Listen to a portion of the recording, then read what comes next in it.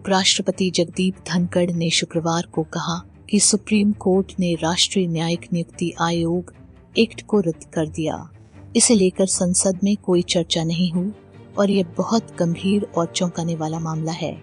उन्होंने कहा कि जुडिशियरी कभी भी विधायिका या कार्यपालिका नहीं बन सकती है, क्योंकि शासन के एक अंग की दूसरे अंग के काम करने के क्षेत्र में किसी भी तरह की घुसपैठ शासन की व्यवस्था को भंग कर सकती है। धनखड़ यहाँ एल.एम. सिंघवी स्मृति व्याख्यान में बोल रहे थे। प्रोग्राम में भारत के CJID वाई चंद्रचूड़ भी मौजूद थे। उन्होंने कहा कि सत्ता हमारे संविधान की प्रस्तावना में लिखित हम भारत के लोग वाक्यांश में निहित है।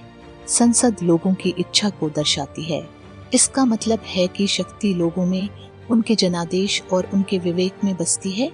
उन्होंने बताया कि साल 2015-16 में संसद एक कॉन्स्टिट्यूशनल अमेंडमेंट बिल से निपट रही थी और रिकॉर्ड के रूप में पूरी लोकसभा ने सर्वसम्मति से वोटिंग की।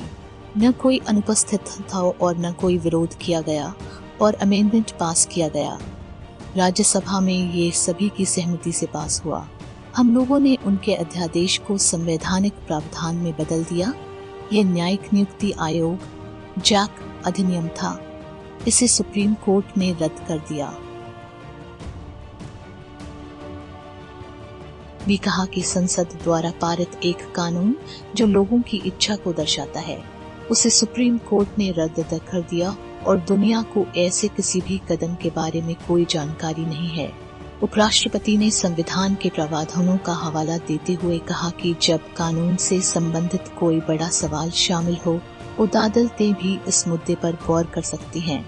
दुनिया में दूसरा उदाहरण तलाशें, धनखड़ ने कहा। जुडिशियरी की एलीट क्लास, तेज दिमाग वाले लोग और इंटेलेक्चुअल्स से अपील करता हूँ कि वे इस संवैधानिक प्रावधान को बदलने का पूरी दुनिया में कोई उदाहरण तलाशें। धनखड़ ने शीर्ष कोर्ट की ओर से संविधान के मूल ढांचे के सिद्धांत का संदर्भ देते हुए कहा, हमने इसे भी मान लिया, पर कानून के छात्र के रूप में सवाल ये है कि क्या संसद की स्वायत्तता से समझौता किया जा सकता है? क्या भविष्य की संसद पूर्व की संसद के फैसले से बंधी रह सकती है?